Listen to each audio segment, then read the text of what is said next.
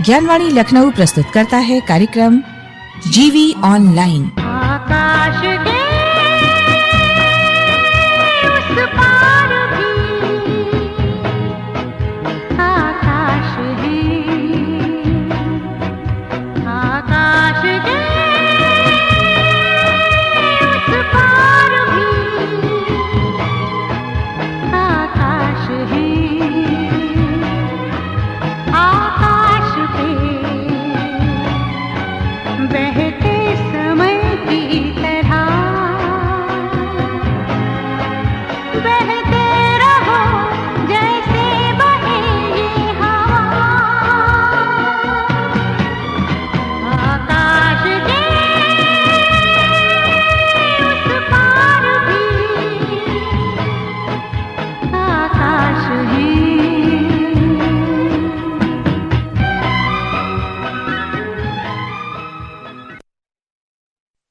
ज्ञान अर्जन के आज के इस रोचक सफर में आप हैं अमिता के साथ, और हमारे साथ है जी हाँ अगला और आपका पसंदीदा कार्यक्रम जीवी ऑनलाइन।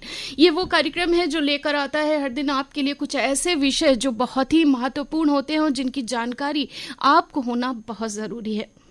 साथियों, हम एक नवीन और बेहतर समाज की रचना करना चाहते हैं, तो फिर इस उद्देश्य की पूर्ति के लिए हम सबके लिए शिक्षा की सुविधाएं उपलब्ध करानी होती हैं, क्योंकि शिक्षा उत्कृष्ट समाज रचना का सशक्त उपकरण है, या यूं कहे कि माध्यम है।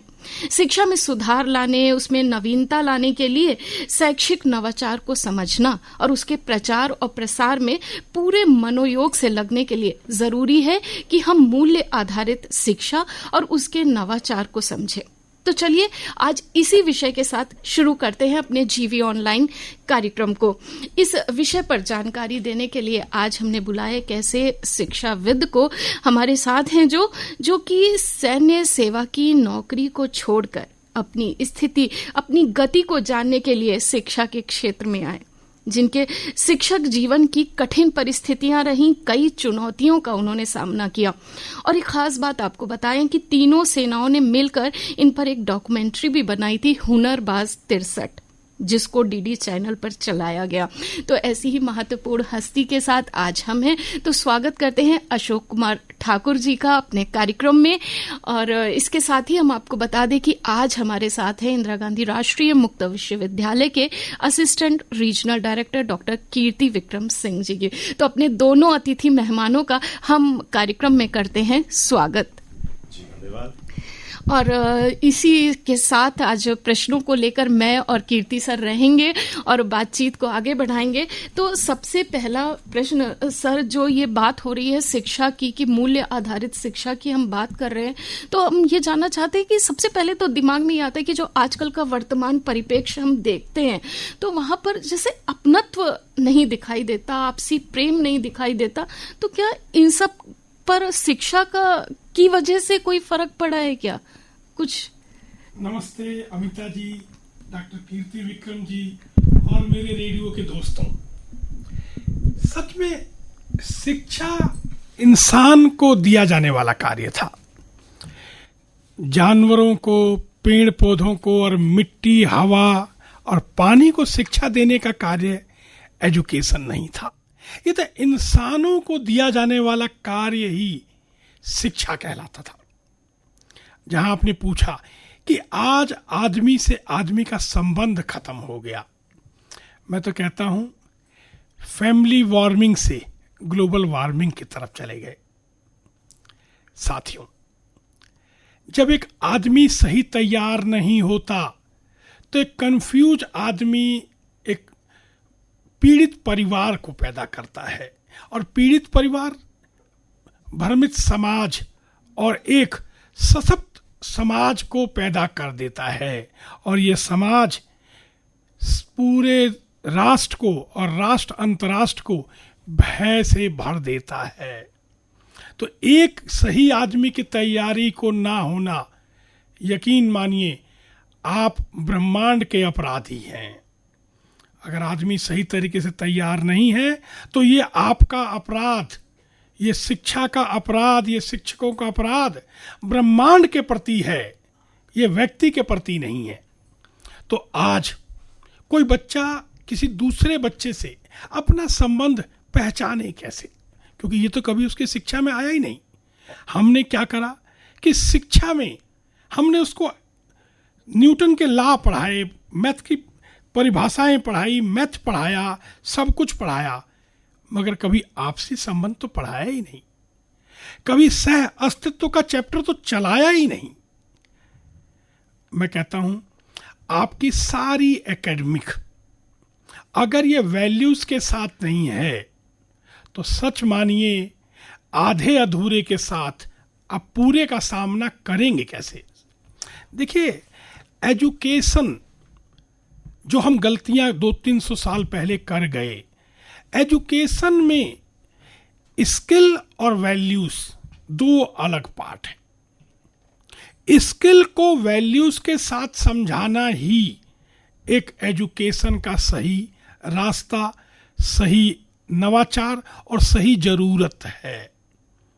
मुझे नहीं समझ आता कि कब इन पॉलिसी धारक ने, पॉलिसी योजनाकारों ने, कब ये गलतियां उनको समझ नहीं आई, क्योंकि मुझे पता है कि 200 साल पहले, 150 साल पहले हमें बहुत बहुत ज़्यादा एम्प्लॉयज़ की ज़रूरत होगी, रोज़गार में आदमी स्किल लोगों की ज़रूरत होगी, परंतु हम ये क्यों भूल गए कि ये स्किलफुल आदमी अगर वैल्यूज़ के साथ तैयार नहीं हैं तो ये मानवता के लिए कभी खतरा भी बन सकते हैं। एक बहुत बेहतरीन डॉक्टर, एक बहुत बेहतरीन पायलट, एक बहुत बेहतरीन प्रोफेशनल समाज के लिए खतरा भी बन सकता है अगर वैल्यूज़ के साथ तैयार ना किया जाए। तो एजुकेशन में स्किल और वैल्यूज़ का मतलब क्या? वैल्यूज़ का मतलब ही संबंध, व्यवस्था और सह अस्तित्व था। धीरता, वीरता, उदारता थी, दया, कृपा, करुणा थी, और ज्ञान जो आपकी ऊर्जा का भाग है, ये ज्ञान का अर्थ ही ऐष्णाओं की पूर्ति और उपकार का कार्य था। यही वैल्यूज थी। क्योंकि स्किल तो आज वर्तमान के दौर में, क्योंकि साइंस को और वर्तमान को ये लगा कि एक आदमी से अगर एक ही स्किल को कई बार करवाया जाए तो गलतियां होने की संभावनाएं हैं, क्योंकि वो लापरवाह हो सकता है, वो बोर हो सकता है। इसीलिए मशीनों को उसमें इस्तेमाल किया गया। एक कैलकुलेटर को, एक आर्टिफिशियल इंटेलिजेंस को आप 1 करोड़ बार काम कराइए, उनको बिजली पूरी दीजिए, उनके पार्ट ठीक रखिए, यकीन मानिए वो गलती नहीं करेंगे। तो आज ज्ञान मशीनों में आ गया है, आदमी को वैल्यूज़ के ऊपर काम कराना है।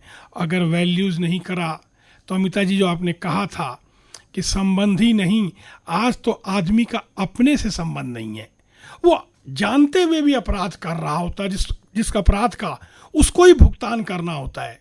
कहते हैं कि जितनी कार्य करने में स्वतंत्रता है, फल भोगने में भी इतनी स्वतंत्रता लेनी ही पड़ेगी साथी। जी अमिता जी, बहुत अच्छा आपने जवाब दिया सर, और मैं एक बार पुनः ज्ञानवाणी परिवार की तरफ से आपका स्वागत करना चाहूँगा इस कार्यक्रम में। और ये सर मैं जानना चाहूँगा कि जो इस समय हम लोग बात कर रहे हैं मूल्य आधारित शिक्षा की, तो जो कन्वेंशनल शिक्षा पद्धति है उससे ये किस तरह भिन्न है? इसे आप कैसे भिन्न देखते हैं, और क्यों आज ये कहा जा रहा है कि वर्तमान समय की ये नीड है? देखिए, बड़ा सुंदर सवाल पूछा डॉक्टर साहब आपने। जो ट्रेडिशनल मेथड था उसको युगानुकूल और समयानुकूल तो होना ही पड़ेगा जी। अगर मैं इसमें अक्सर बोलता हूं कि पहले हमारे परिवारों में टूटन नहीं थी जी, परिवार टूट नहीं रहे थे, संबंध टूट नहीं रहे थे, उसके पीछे कारण ये नहीं था कि ज्ञान था जी, उसके पीछे ये कारण था जी, कि उनके पास और विकल्प समझ में नहीं थे जी।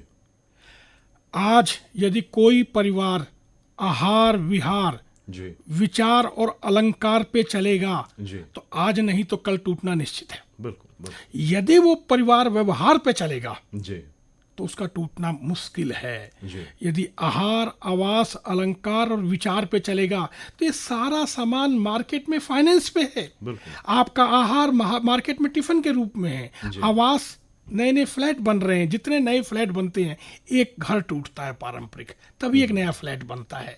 एडवर्टीजमेंट इस तरह का होता है। तो हमें ये समझना पड़ेगा कि जो पहले की चीज़ें जो अज्ञानवश या ना जानेवश हो रही थी, आज बच्चा तर्क, रैशनैलिटी के साथ सवाल पूछता है। हम ये अक्सर पढ़ते हैं कि हम वो लोग हैं जो डरे हुए बच्चे थे, और आज डरे हुए माता पिता हैं। जी हम अक्सर बोलते हैं कि हमारी ये पीढ़ी अंतिम पीढ़ी होगी जो अपने माता पिता से भी डरती थी और अपने बच्चों से भी डरती है। यकीन मानिए, हम अगर नहीं समझे ना जी तो हमारे बच्चे टूटे हुए मिलेंगे। जी मैं इंग्लैंड अभी गया था 2019 में। जी उनके गृह मंत्री ने मुझे कहा कि इंग्लैंड के लिए कुछ करिए, तो उन्होंने पूछा मेरा देश कैसा लगा। मैंने कहा आपका देश आदमी औरत का देश है, जी। परिवारों का देश नहीं है। देखिए, सारे संबंधों का पहला प्लेस जो है वो जी। परिवार होता है। जी आप परिवार में सफल होने चाहिए, क्योंकि उस परिवार में सारे संबंध हैं, माता पिता, भाई बहन, साथी सहयोगी, सारे संबंध हैं। अगर कोई आदमी बहुत बेहतरीन भाई होगा, यकीन मानिए वो बहुत बेहतरीन साथी भी होगा।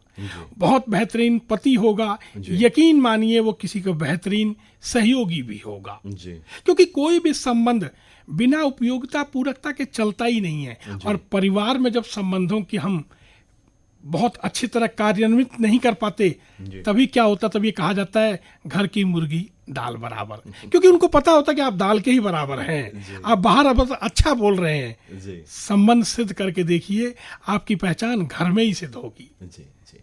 तो सर, इस समय हम लोग चाइल्ड सेंट्रिक एजुकेशन की बात करते हैं या इंडिपेंडेंट लर्निंग की बात करते हैं, तो इसमें हम लोग कैसे मूल्य आधारित शिक्षा को इंट्रोड्यूस करेंगे?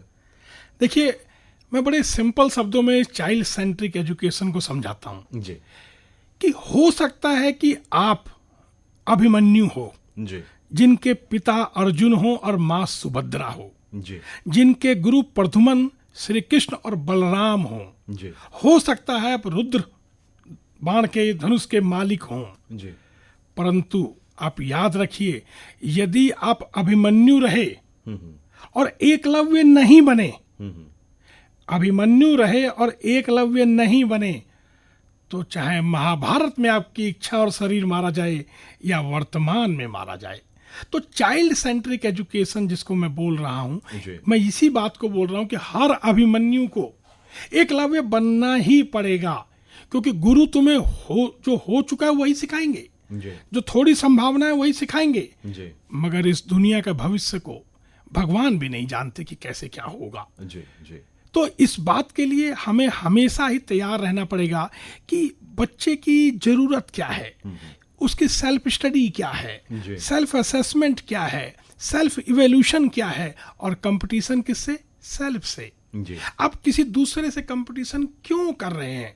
यदि आप आम हैं तो बेहतर आम बने, आप अंगूर हैं तो बेहतर अंगूर बने, आप काहे को आम हैं तो अंगूर बनने का प्रयास करते हैं। साथियों, अपने आप से कंपटीशन करो, क्योंकि यदि आप स्वयं को डेवलप नहीं कर पाओगे तो यकीन मानना, इस दुनिया में आप कितने भी ऊंचे हो जाएंगे तो शेर को सवा शेर मिलेगा, मगर जब आप स्वयं को ऊंचा कर जाएंगे तो आप ही शेर हैं, आप ही सवा शेर हैं।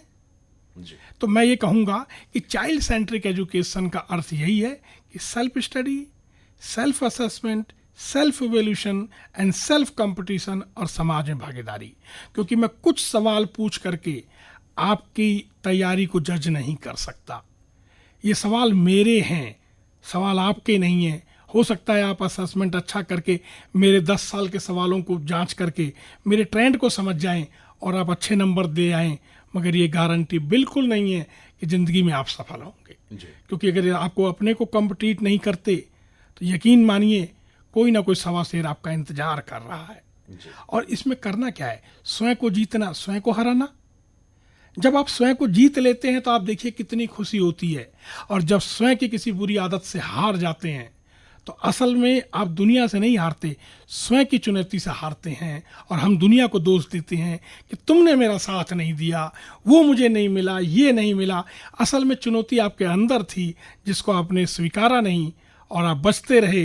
जिस दिन आपकी चुनौती आपके सामने खड़ी हो गई, बाकी परिस्थितियां उसका साथी बन गई और आप हार का ठीकरा बन गए। बिल्कुल बिल्कुल।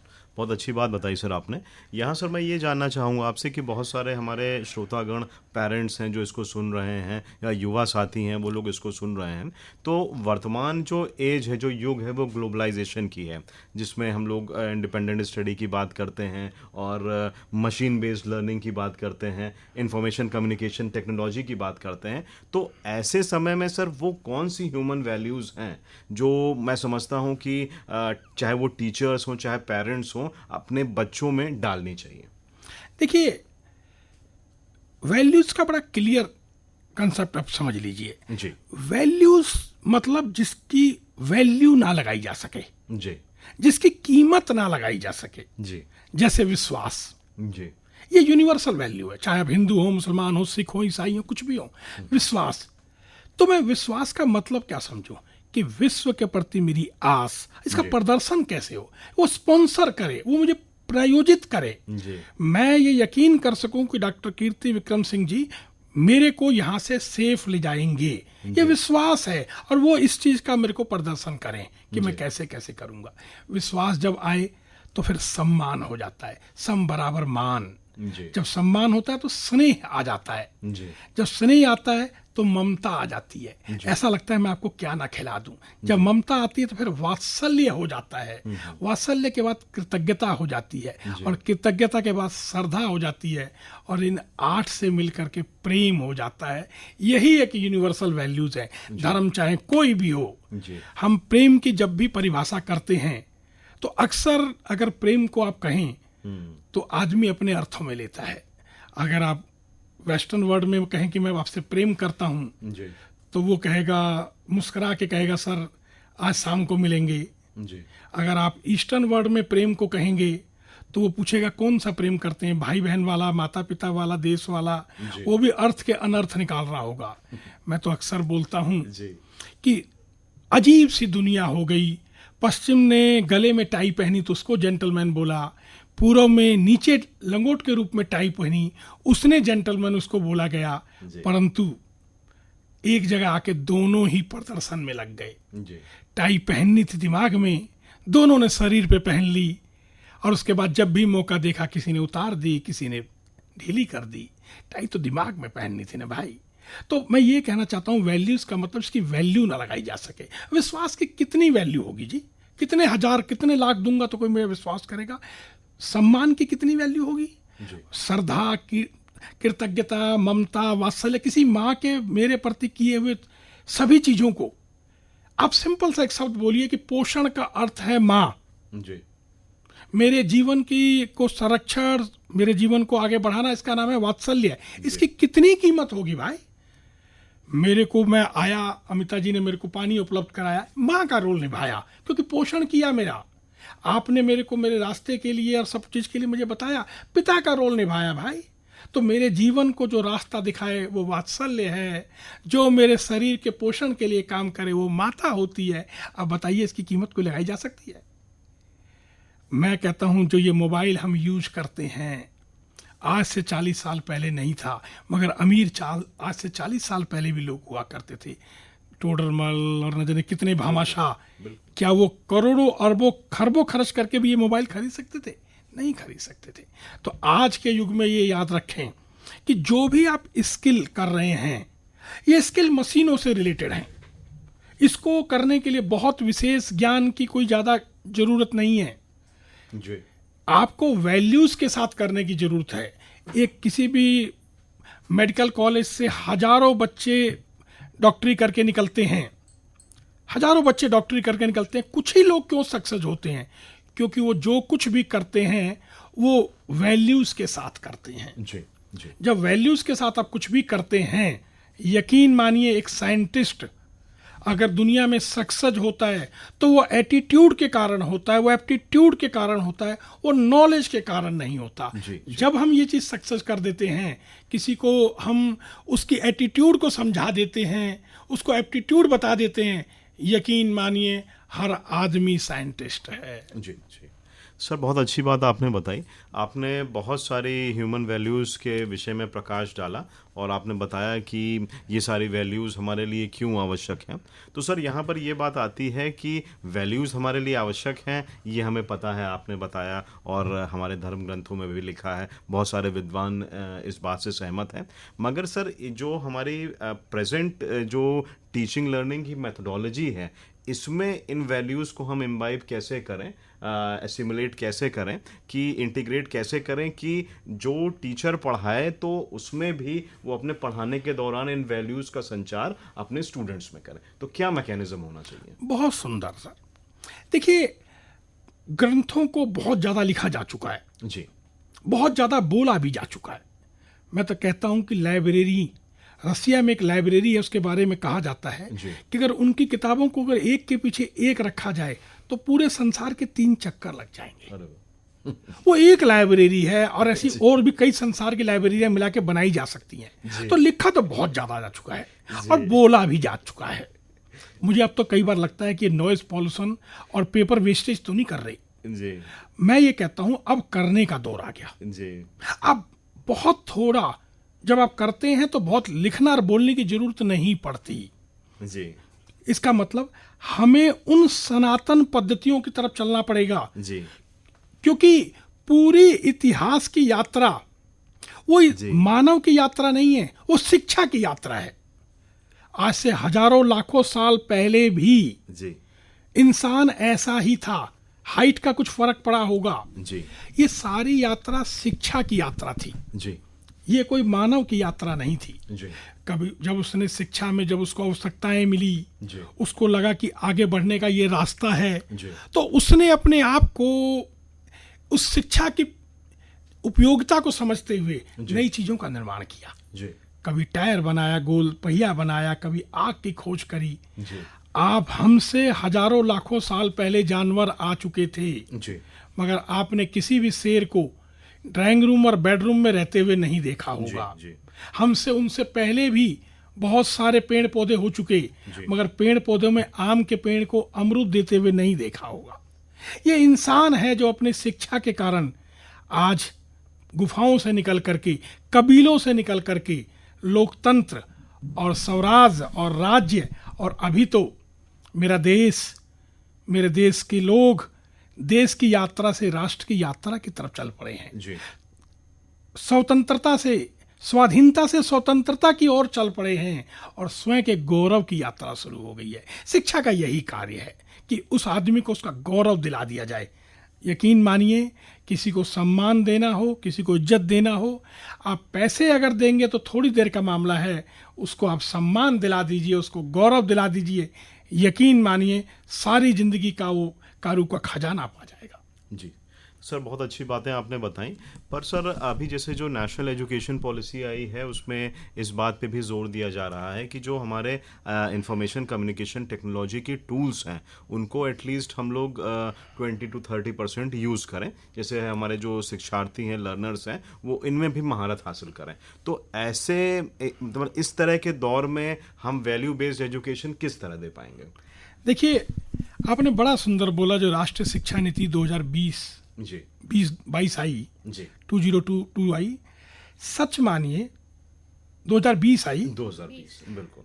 जो ये शिक्षा नीति आई, इसमें अच्छी चीज आपको बताऊं, जी सबसे अच्छा रहा कि हर देश का अपना एक कैरेक्टर होता है, जी अपनी एक पहचान होती है। जी अभी तक की सभी शिक्षा नीतियों में भारतीय पहचान नहीं थी। जी स्किल की पहचान थी, कौशल की पहचान थी हमारे, और उसकी प्रेजेंटेशन की पहचान थी, हम दुनिया की बराबरी ऊपर नीचे की पहचान थी, जी। परंतु भारतीयता की पहचान बिल्कुल। पहली बार ऐसा हुआ कि किसी सरकार ने, पॉलिसी मेकर्स ने ये सोचा कि शिक्षा में जी भारत को भारतीयता की पहचान दी जाए, जिससे वसुदेव कुटुंबकम और पूरे संसार को एक राह मिले जीने की। जी मैं सच बताऊं, आदमी प्रयोग धर्मी है, समाज और राष्ट्र भी प्रयोग धर्मी होते हैं, वो प्रयोग करते हैं।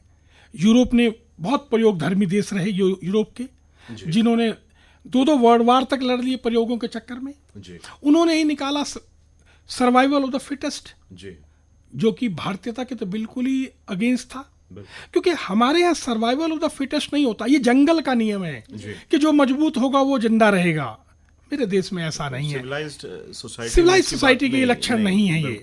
मेरे यहाँ तो ये था कि तुम कमाओगे तो खिलाओगे, जो नहीं कमाएगा वो बचाएगा, सब मिल बांट के हंस के रहेंगे। ये मेरे देश का था।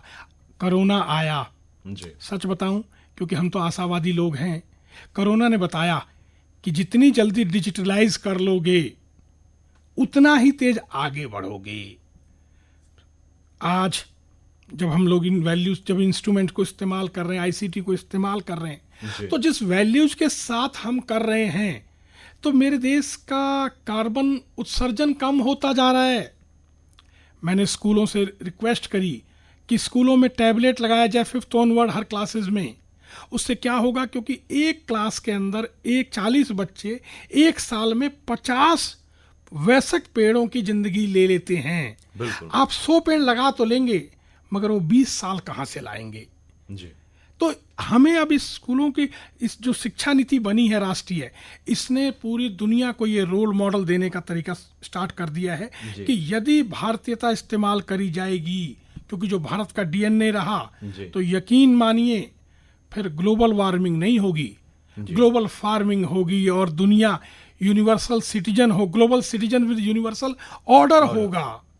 यकीन मानिए अगर हमारी राष्ट्रीय शिक्षा नीति 50% भी सफल हो जाती है, हम तो 100% की लगाए बैठे हैं, 50% भी सफल होती है तो दुनिया के लिए जीने का एक रास्ता मिल जाएगा। क्योंकि ये भारतीयता है जो सबको साथ लेके चलने को कहती है, जो कहती है कण कण में भगवान है, मेरी जो धरती है ये मेरी माता है, चंद्रमा इससे टुकड़ा निकला हुआ वो मेरा मामा है, सब रिश्तों को, हर पत्ते, हर दुनिया को चुनता है, ये सिर्फ भारत ही कर सकता है। और ये शिक्षा जो भारतीय लोगों का डीएनए था, इसकी बजाय अगर हम ये पढ़ाएं कि बा ब्लैक शिप और हाउ मैनी वूल्स और ये सब कहानी बताएं, कितना अच्छा हो चंदा मामा घर आ जाओ, मम्मा इंतजार करती है, इस तरह की शिक्षा होती, बच्चा रिलेशन देखता।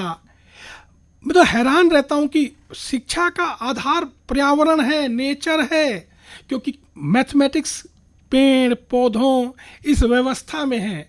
मैंने इसीलिए शिक्षा में जहाँ मैं काम करता हूँ, मैंने क्या करा कि प्रत्येक सब्जेक्ट को, प्रत्येक चैप्टर को संबंध, व्यवस्था और सह अस्तित्व से जोड़ दिया कि इस जो स्किल सीख रहे हो इसका आपकी लाइफ से क्या संबंध है, जो जीव अवस्था उसके साथ क्या संबंध है, प्राण अवस्था के साथ क्या संबंध है, मटेरियल वर्ल्ड के साथ संबंध है, आपस में क्या संबंध है, फिर इसमें व्यवस्था क्या है, उपयोगिता पूरकता, और ये एक दूसरे के लिए किस प्रकार इम्पोर्टेंट है।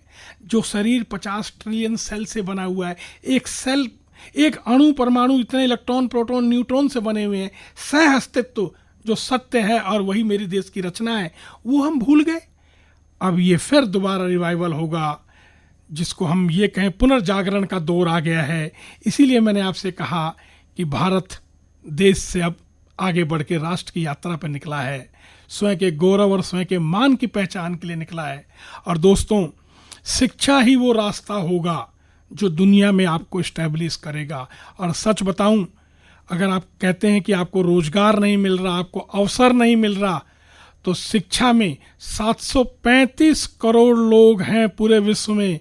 मेरे देश में तो कुल 135 करोड़ हैं, जिसमें आप युवा लोग 50-75 करोड़ होंगे। सच बताऊं, 735 करोड़ लोगों को कम से कम 300 करोड़ लोग चाहिए सिखाने समझाने के लिए।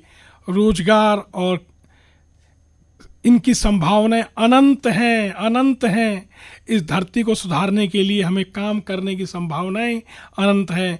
किसी मंगल पे जाने की जरूरत नहीं है, आदमियों में मंगल पैदा करने की जरूरत है। बहुत संभावनाएं हैं जी, बहुत संभावनाएं हैं। बहुत अच्छी बात आपने करी।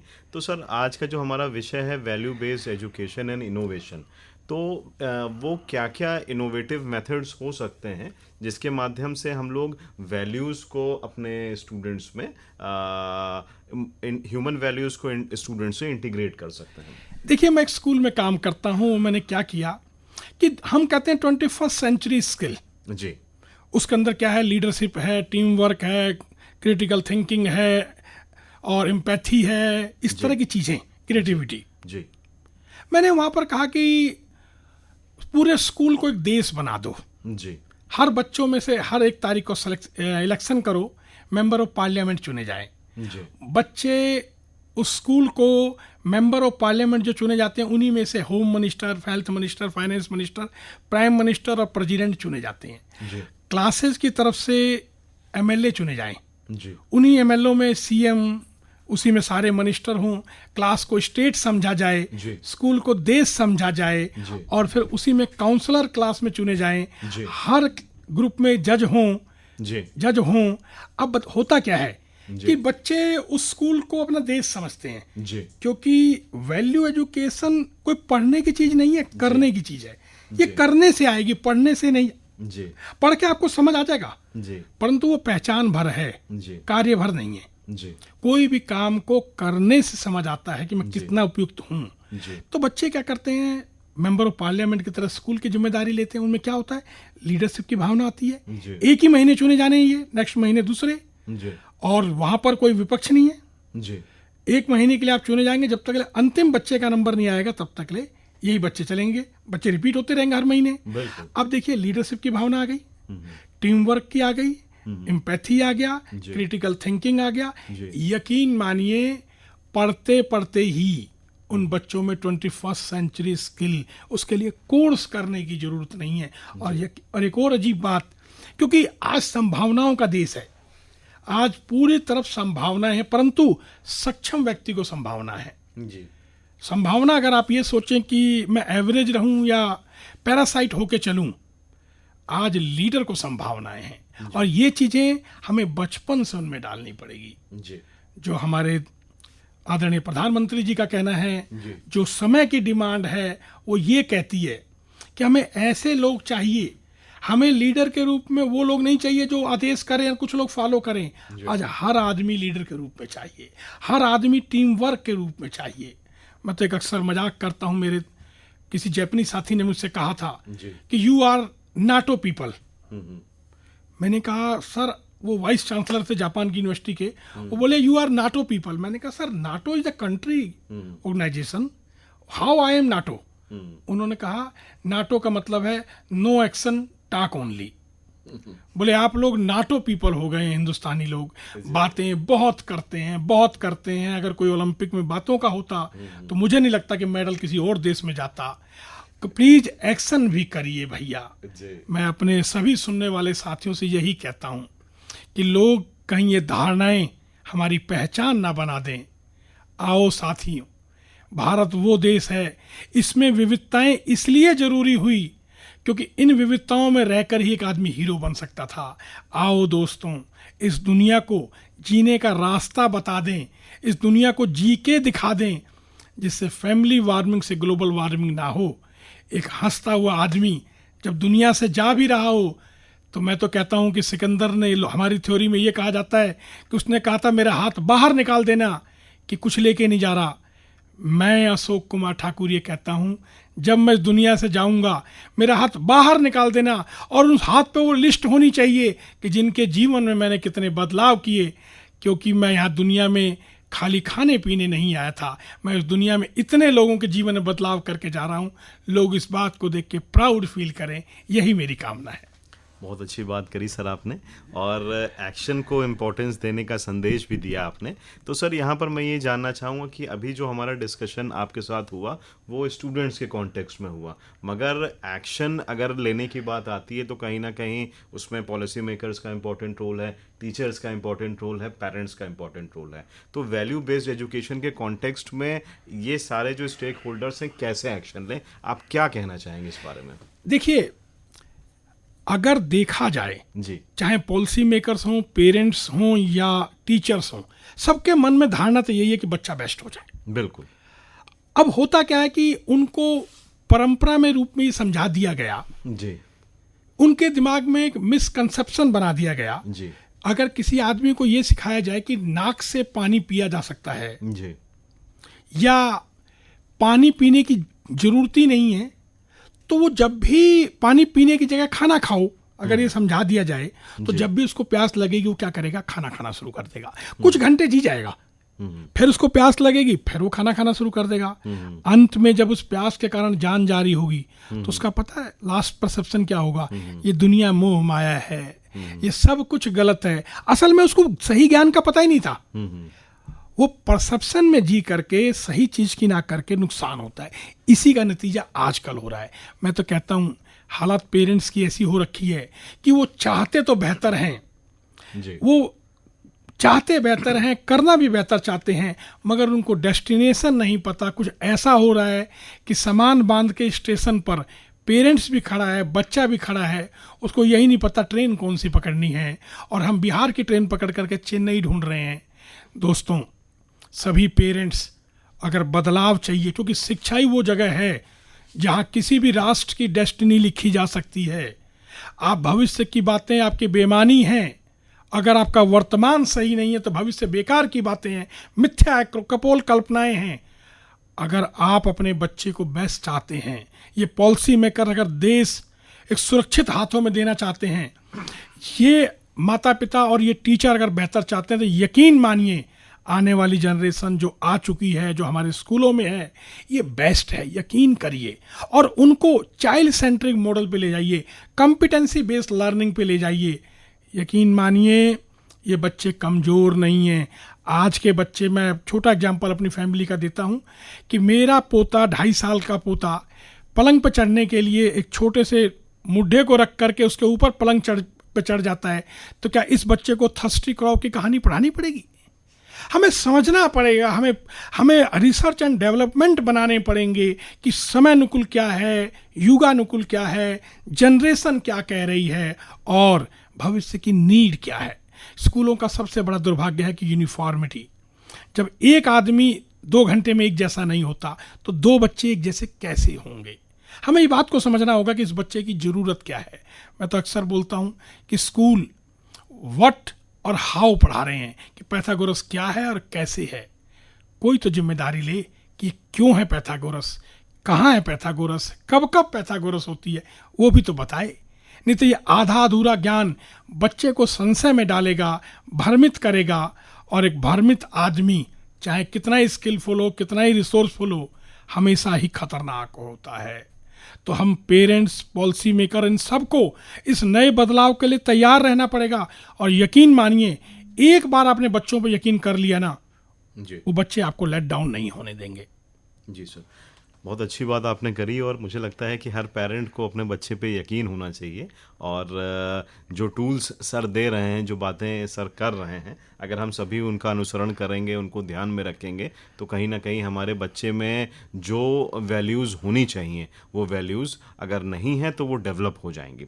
सर, यहाँ पर मैं ये जानना चाहूँगा कि इस समय ऑनलाइन शिक्षा का दौर चल रहा है, और जैसे अगर हम ग्लोबल सिटीज़न की बात कर रहे हैं तो एक ऑनलाइन ही ऐसा मैकेनिज़्म है कि भारतवर्ष के बच्चे दूसरे देशों के बच्चे से इंटरैक्ट कर सकते हैं, और बहुत एक तरह से किफ़ायती तरीके से।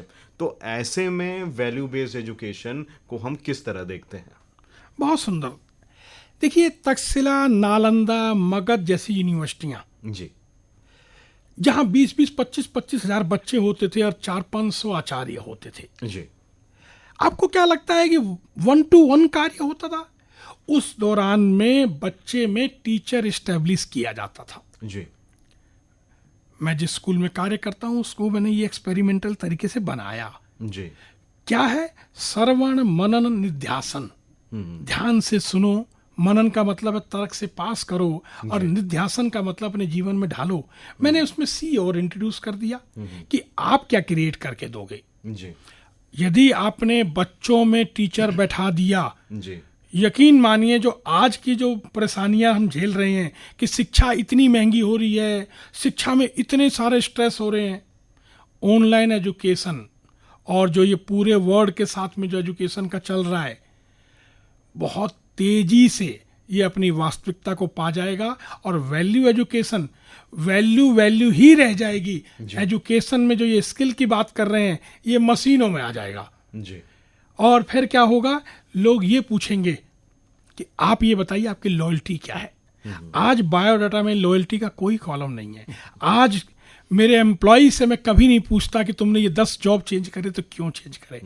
यकीन मानिए डॉक्टर साहब, जल्दी ही जी आपकी लॉयल्टी, आपकी रैशनैलिटी, आपकी जेन्युइनिटी, ये सब चीज़ें आपके बायोडाटा की होंगी। आज भी 250 कंपनियां ऐसी हैं जो आपकी डिग्री नहीं मांगती, आपके काम को देखती हैं और वो इससे ही जांच लेती हैं।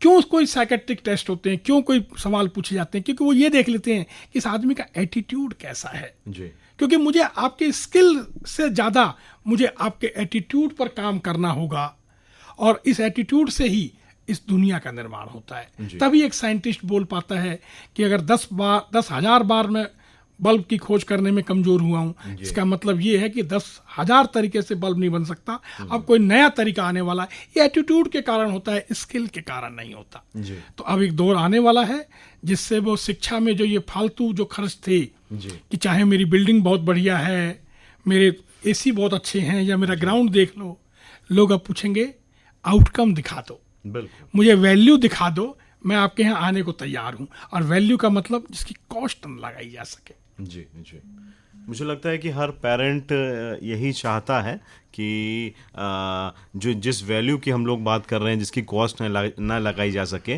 वो हम अपने बच्चों में दे सकें। तो सर, यहाँ पेरेंट्स के पॉइंट ऑफ व्यू से मैं थोड़ा सा आपसे चाहूँगा कि आप कुछ टिप्स दें, ख़ास तौर से उन पेरेंट्स को जिनके बच्चे अभी छोटे हैं, क्योंकि कहा भी गया है कि family is the first place of learning, जहाँ से बच्चा सीखता है। थोड़ा सा कुछ टिप्स हमारे पेरेंट्स को दें। देखिए, children learn what they live. बच्चे वही सीखते हैं जिस परिवार से वो रहते हैं। जी परिवार और वातावरण, यकीन मानिए, वातावरण जानवरों का, पेड़ पौधों का और पेड़ों का उनके काम से बनता है, परंतु आदमी का वातावरण उसकी सोच से बनता है। यदि माता पिता अपने बच्चों को बेस्ट चाहते हैं तो शिवाजी की माँ को याद करें। आपको त्याग तो करना ही पड़ेगा। आपको, अगर आप सोचें कि आप टीवी देखें और आप सोशल मीडिया देखें और बच्चा ना देखे, सच बताऊं, ये मिथ्या बातें हैं, आपकी कपोल कल्पनाएं हैं। डियर पेरेंट्स, बच्चा आप ही का प्रोडक्ट है। आप जो कुछ करते हैं ना, वो बच्चे में दिखता है। मैं तो कई बार बोलता हूँ, क्योंकि मैं बहुत सारे टेस्ट करता हूँ, रिसर्च का काम करता हूँ। मैं कहता हूँ कि अपने बच्चे को आप मुझे दिखा दीजिए, मैं अब दोनों मियाँ बीवी का भविष्य जान सकता हूँ और दोनों मियाँ बीवी का एक एक पन्ना खोल सकता हूँ। क्योंकि बच्चे ने आपको चूज़ किया है, वो आपकी हरकतों से और अपने को स्ट्रॉन्ग कर रहा है। आप बच्चे दिखा दीजिए, मैं आपको आपका भविष्य दिखा दूंगा। प्लीज़ डियर पेरेंट्स, मैं इसी बारे में अभी लास्ट में यही कहना चाहता हूँ कि कब तक ये समाज दुर्योधन और दुशासन, गांधारी और धृतराष्ट्र के परिणामों को कब तक झेलेगा? कब तक श्री कृष्ण आकर के बार बार ये फैसला करेंगे? कब तक ये रिसोर्सेज और लोगों की बलियां चढ़ेंगी? प्लीज़, अगर किसी अपने दोनों जोड़ों में किसी में कमी भी हो तो गांधारी ना बनो, धृतराष्ट्र ना बनो, क्योंकि अब समाज में, अब भविष्य में जल्दी श्री कृष्ण नहीं आने वाले। अब तो आपको ही ये जिम्मेदारी लेनी पड़ेगी। इतना ही मैं आपको कहना चाहता हूँ, क्योंकि समय की सीमा है। और उम्मीद करूँगा कि अगर पति धृतराष्ट्र हो तो आप गांधारी ना बने, यदि आप गांधारी हैं तो पति को धृतराष्ट्र ना बनने दें। और कम से कम दुर्योधन को ये मालूम हो कि अंधे का बेटा अंधा नहीं पैदा होता। धन्यवाद। बहुत ही अच्छी और महत्वपूर्ण जानकारी हमारे तक पहुंची है और हमारे साथियों तक, क्योंकि कोई भी जानकारी जो हमारे पास पहुंचती है उसके संबंधित जो प्रश्न होते हैं उनको किस तरीके से पूछा गया और उसको जानकारी देने वाले जो विशेषज्ञ हैं वो सब बहुत ही महत्वपूर्ण होता है। तो आज हमारे साथ जो विषय विशेषज्ञ रहे, आज के विषय पर जानकारी देने के लिए श्री अशोक कुमार ठाकुर जी, जिनका हम बहुत बहुत धन्यवाद देंगे। और इसी के साथ इस कार्यक्रम को संचालित किया हमारे इग्नू के असिस्टेंट रीजनल डायरेक्टर डॉक्टर कीर्ति विक्रम सिंह सर ने, उनका भी बहुत बहुत धन्यवाद देंगे कि इतना अच्छा संचालन और बहुत ही अच्छी तरीके से श्रोताओं तक जानकारी पहुंची है। और इस जानकारी का सार यही निकल कर आता है कि देखिए, परिवर्तन हमेशा चलता रहता है, जीवन के प्रत्येक क्षेत्र में परिवर्तन होता है और इन्हीं परिवर्तनों से व्यक्ति के जीवन में, समाज में स्फूर्ति आती है, चेतना आती है, ऊर्जा आती है, नवीनता आती है। तो ये सब उपलब्धियां होती हैं और ज़रूरी है कि शिक्षा में इन्हीं नवाचारों को अपनाते हुए इस स्फूर्ति, इस नवीनता को बनाए रखा जा सके। अपनी इन्हीं बातों के साथ आज के जीवी ऑनलाइन कार्यक्रम को यहीं पर समाप्त करने की अनुमति दीजिए अमिता को। आप बने रहिए ज्ञानवाणी लखनऊ के साथ।